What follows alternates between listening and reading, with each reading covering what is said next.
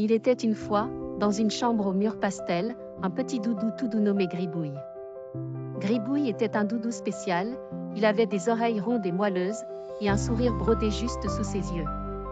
Chaque nuit, il accompagnait sa petite maîtresse, Lila, dans le monde des rêves. Mais ce soir-là, quelque chose était différent. Lila s'était endormie en un instant, bien emmitouflée dans ses couvertures, le souffle régulier et paisible. Mais Gribouille, lui, n'arrivait pas à fermer les yeux. Il se trouvait tout à côté de Lila, sur son oreiller, mais il n'avait qu'une envie, ne pas dormir. Il n'avait jamais ressenti ça avant, il se demandait pourquoi tout semblait si calme et si silencieux. Pourquoi tout le monde dort? Et pourquoi moi, je n'ai pas envie de dormir, se demanda Gribouille. Peut-être que je vais rater quelque chose.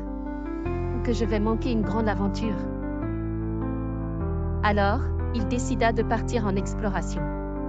Il se glissa doucement hors du lit, sans réveiller Lila, et sauta au sol avec un petit plop. L'obscurité de la chambre était étrange et mystérieuse, mais cela ne faisait pas peur à Gribouille. Il se sentait intrépide. Il commença à visiter les coins et recoins de la chambre, il grimpa sur le tapis tout doux, observa les jouets en silence, et même regarda par la fenêtre pour voir la lune, toute ronde et lumineuse.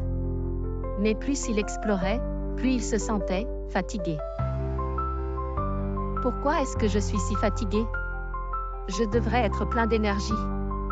Peut-être que la lune m'a endormi sans que je m'en aperçoive, pensa-t-il en se frottant les yeux. Il s'assit un instant sur le bord du lit, observant Lila qui dormait paisiblement. Et c'est alors qu'il comprit quelque chose de très important. Le sommeil, ce n'était pas une aventure à rater, au contraire, c'était une aventure à vivre.